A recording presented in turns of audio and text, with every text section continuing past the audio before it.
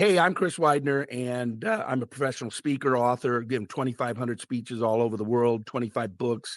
A number of them been translated into 14 languages, business coach and business owner. A lot of different things that I've done over the course of my lifetime. I've been involved in politics quite a bit, been involved in religion quite a bit. I was a pastor for 14 years. And my mission, my entire life, adult life so far, has been that I will use my writing and speaking skills to help other people turn their potential into performance to succeed in every area of their life and achieve their dreams.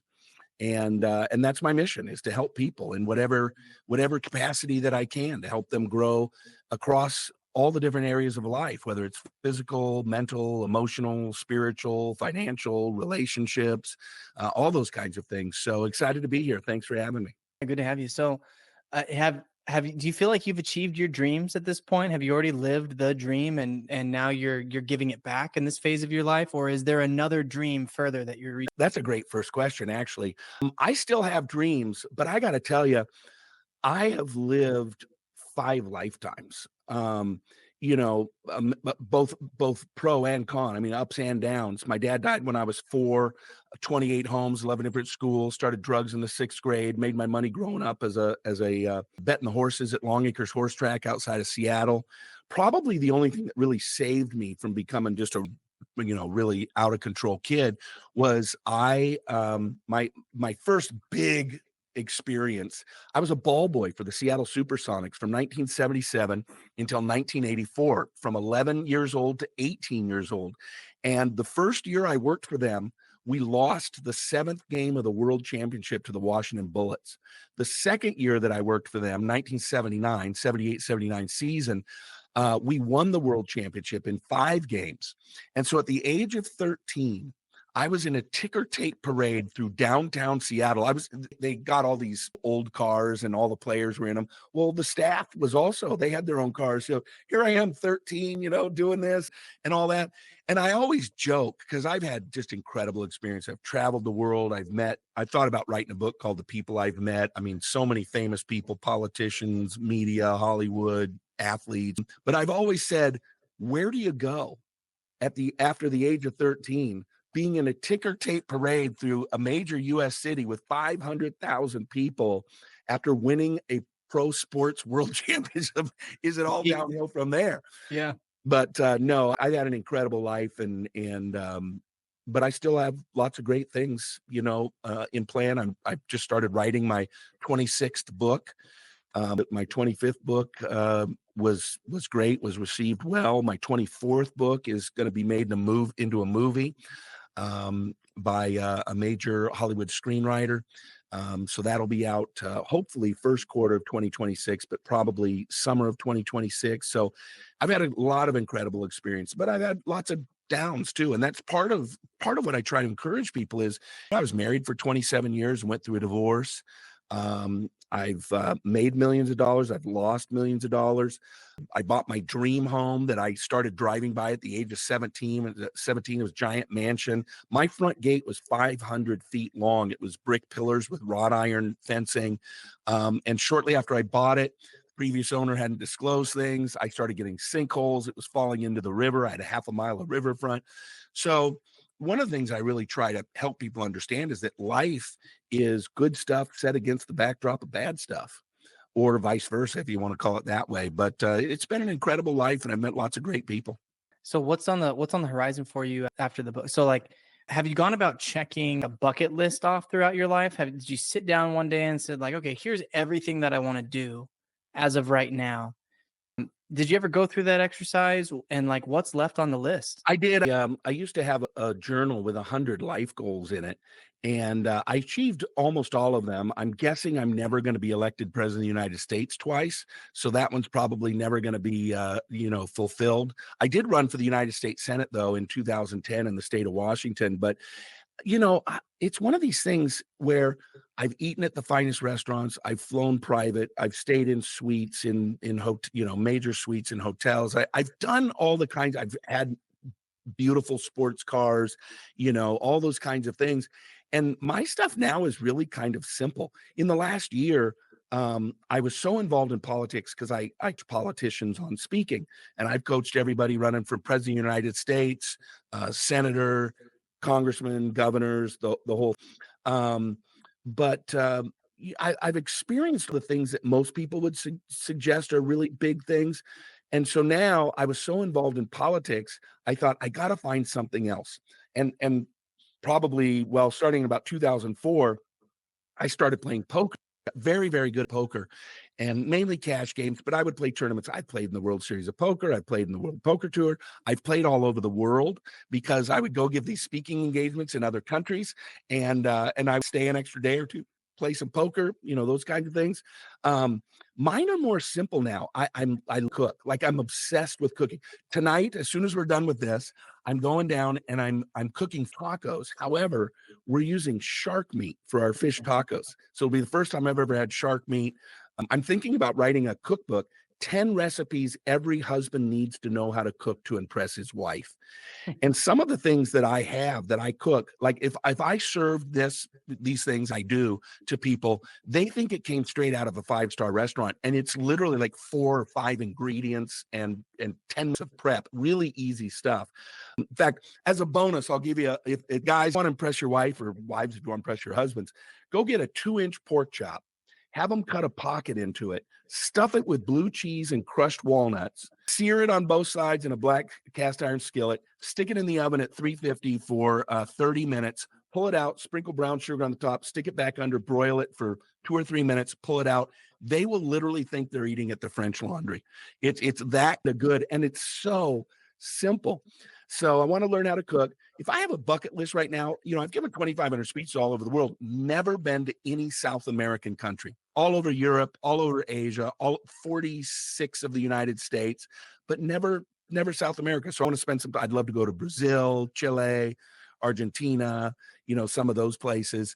And one thing I really want to do, and people are like, that's on your bucket list. Well, when you consider everything I've already done, I want to rent an RV and take a summer and hit like all 50 states, get my wife and I in there, maybe some grandchildren, and take a summer, just see all the places in the United States. And so that's kind of where I'm at.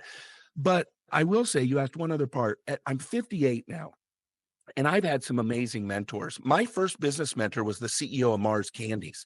And at the time, back in the early 90s, late 80s, early 90s, they were doing $30 billion a year then. In the speaking world, I was mentored by Jim Rohn and Zig Ziglar. I had a TV show with Zig Ziglar. I ghost wrote for John Maxwell. I co-wrote with Jim Rohn. I wrote his last book.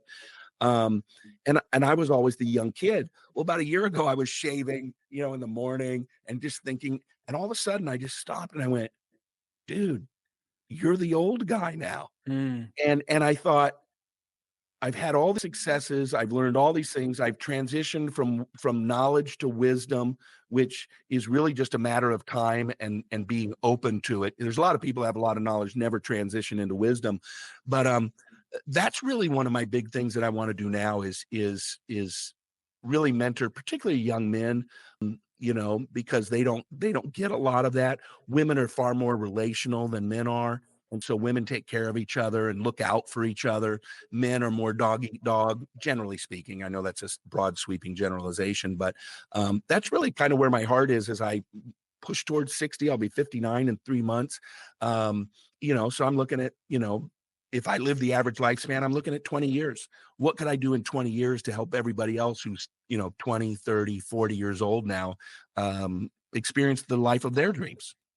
What would you? I gotta be now. So, what would you tell folks who are a little older than you, who maybe they took the easy route, took the job that just kind of has been kind of consistent over the years. They haven't hit a bunch of items on their bucket list. They've never left the country, maybe even never left the state, and they're 65. They don't have enough money to retire.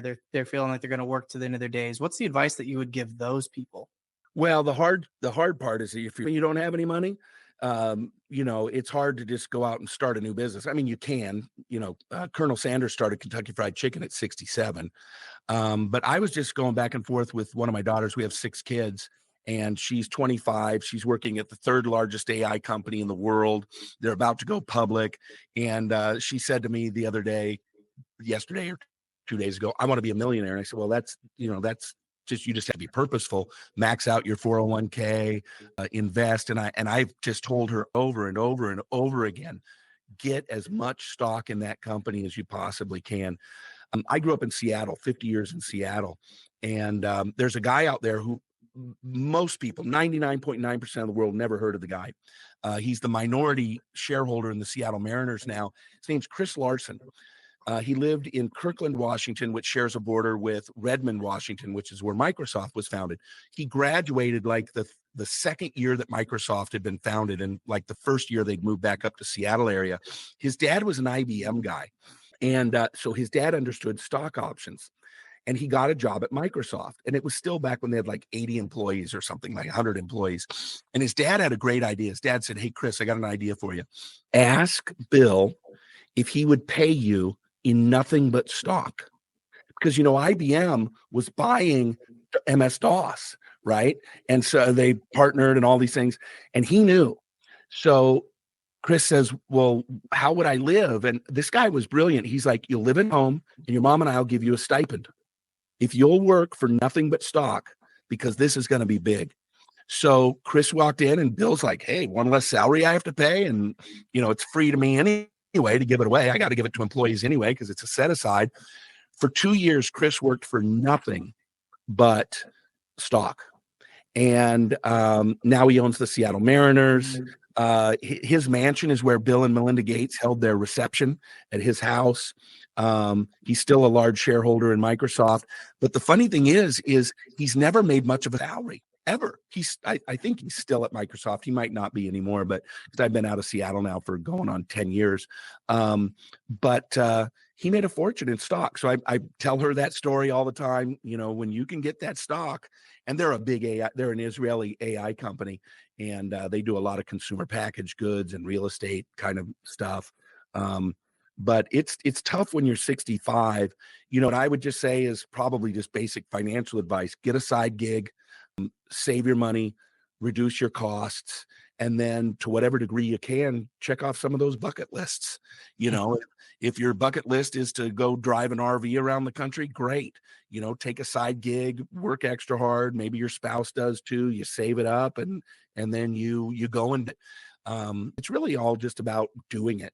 Most people have bucket lists, and people, even if they have the resources. I know a very, very wealthy man. He's pushing 90 now, and he's been worth $100 million basically for the last 30 years. And they would never travel. They a beautiful mansion down in Florida. So every time they went on vacation, they kind of felt like they had to go there. Well, then his wife had a stroke, and now, he's like, "Well, we can't travel anymore." And I'm like, "Dude, put her in a wheelchair, rent a jet, fly her over there. There's people that will take care of you." "Well, no, this, that, and the other thing." And it's really unfortunate, because here's a guy who has all the resources in the world who feels like he can't even take a trip to Italy. So you had talked about the life is the good on the backdrop of bad. Yeah. So, you talk about the good, and I do want to hear about the bad. Either a specific experience and the process that you follow whenever you are experiencing that great negativity. When you fail or you're vulnerable, something happens, you lost something, speaking to like the divorce, when you're in those bad times, when you have kind of this crossroads that you come to where you can have the choice to lean into that, your side, or you have the opportunity to be winning your, right? Like, what do you do to keep your head above the clouds and stay positive? And can you tell us about a time when that happened? Yeah, well, my divorce was obviously one. I think in my immediate family, mom, my dad, my mom, my brothers, sisters, my dad, that was 4. So, but if he'd have lived, we'd have had one more divorce in the family, I'm sure. But I think between my mom and 3 siblings, there were 7 divorces. And so I never wanted to be divorced. And we were married 27 years. The last 17 of them, not very good. And I really stayed for the children and those kinds of things. But, that's more of a long-term kind of thing. But a short-term kind of stuff, I have a mantra that I say to myself, and I say to other people: just remember, you're going to be past it a lot longer than you're going to take to go through it. So I'm working with a guy right now who's going through divorce, and it's going on 3 years. And I just keep telling him, just remember, and he's a young guy, he's 34. And I keep telling him, remember, you're going to be through it a lot, or you're going to be past it a lot longer than it takes you to go through it. Even if it takes you another year, you'll be 35. You'll now have 50 years past it. And I think that what that does is it gives people hope, because the reality is everybody goes through pain. I know billionaires, I know rock stars, I know professional athletes, I know very well-known politicians, and they all have crap that happens to them. It might be a divorce, might be a child who goes awry, it might be a sickness, it might be a bankruptcy, it might be what. A lot of times we look at rich people and go, oh boy, wouldn't it be nice? Really? 7 wives? Is that what you're hoping for? You trade $5 billion for 7 wives? I mean, everybody has their pain. So I think we have to realize that it's part of life. Pain is part of life. And so you're going to get through it, and you'll be past it a lot longer than you take to get through it. The other thing is, kind of pulling out my old pastor hat, there's a Bible verse that says, consider it pure joy, my brothers, when you encounter trials of various kinds. And the Bible talks about how trials produce perseverance, perseverance produces character, and character produces hope. So I think one of the things that we have to do, and it's not okay. I'm not saying you should love the problem, but the Bible says, give thanks in all things. It doesn't say give thanks for all things. So if you're going through a horrific ordeal, there's pain. So you can still give thanks for your life, for your spouse, your children. Maybe you're through a bankruptcy. Focus on being thankful for your wife or your husband, your children, your health, those kinds. On the positive, realize you're going to get through it. Bankruptcies don't take that long to get through, and then you'll be on the other side. You can start your businesses, give thanks for that, and then just ask the question, what am I learning right now that's going to help me when I get on the other side of this? Go through a bankruptcy, you're going to learn lots of things about financial management, maybe about partnerships. Maybe you got into a bad partnership, never going to do that again. So learning about yourself, maybe fears that you might have that either drove it or are exacerbating it. So I think there's more life lessons to be learned in pain than there is in the joy. I think so too. I remembered a question that I wanted to ask you, and then I've got one more for you. You had mentioned mentoring young men. Yeah. And I had a conversation where we were reviewing the theories and opinions of folks who believe that there is a lack of like coming of age ceremonies in society, right? Like it used to be that the young boys would have to go and they'd have to hunt and kill their first animal, and they couldn't come back before they did. Or a lot of missionary work that was done, or you travel abroad, or whatever it is. There's lots of examples in society, but there seems to be a lack of that, and I think a lot of people can agree that most kids are just playing Xbox through those formative years. And so, if you could standardize a ceremony for young men to go through, what would you do? What would you have all the young men go through in this life? It's interesting that you up because there's a new movie out right now called The Forge, and it's a Christian film, but it's not a Christian film. A lot of Christian films are kind of cheesy, bad writing, all that kind of stuff. This is actually pretty good, and it's meaningful. It's about a young black kid who is single, and she's like, you can't just sit and play video games. You're 18 now. You got to go out and get a job. Anders into this shop. And it's a well-known kind of manufacturing thing, I think, if I can remember right. And there's the older black man is probably 55, and he says, I'm going to give you a chance on one condition. You show up, I think it was 30 minutes early for every shift, and you let me mentor you. And then he introduces him to this group of older men who all have either their son or some younger man, and they bring them together and they study together. And then later on, this is not too much of a spoiler, but they have this ceremony where they give them a sword, and the sword has been forged, right? I think that's where they get the name, The Forge, for the movie. But I think I think you hit on something. I don't know that I've ever been asked this question before, but ceremonies, you look around the world, what is it, quinceañera, the for women where they do the Yeah. big thing and they come down the stairs and all that. Jewish folks have bar mitzvahs, bat mitzvahs, been to plenty of those in my life. That is a really fascinating thing. But I think like this isn't necessarily a ceremony of coming of age, but it's really interesting. I don't know if you've ever been in a meeting or something and you look across the table and some dude's got a ring on Mm. and you go, "What's that?" And he goes, "Oh, Academy, Air Force Academy, West Point." And my son got appointments to the Air Force Academy, Merchant Marine Academy, Naval Academy, and he decided to go a different direction, became an entrepreneur.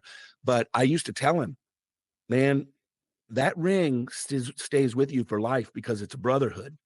And, those guys will open doors for you. You'll be 10 years out, and there's some guy that graduated 35 years before you. He sees that ring, he's going to open a door for Yeah, you. doors open. Yeah, so I think you hit on something. I've never really given a lot of thought about how I would construct one of those, but I think it's really important. Cultures all over the world do it. I mean, right on down to you sort of mentioned it, Indian tribes, ancient Indian tribes and things like that, where they have you got kill your first deer, you got to go spend the night alone, and then they bring you back in, they have a bonfire and there's a ceremony. That's something that Western culture has really forgotten, I think. It'd be great to bring back. Yeah, I had the splendid opportunity to get my Eagle Scout.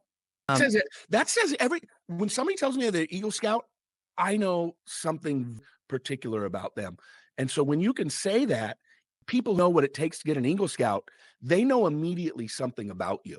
It's And very ringy. Yeah, we like wearing a ring and I but what it takes to get it yeah. is amazing. Thank you. Yeah, and I feel like my Mormon mission was definitely a coming of age. It happened a little later, right? I was 19, 20, but I had those kind of stamps of approval, those passport pictures, so to speak, that ushered me into a new phase of my life. And so I'm real grateful for those.